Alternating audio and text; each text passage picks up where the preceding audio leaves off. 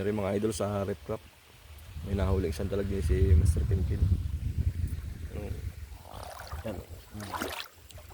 Yan. Laki mo naman eh. Pero medyo payat din ano. Laki ng ulo ayo. Tamo. Ang laki ng ulo. Sabi payat, ba't itlogan?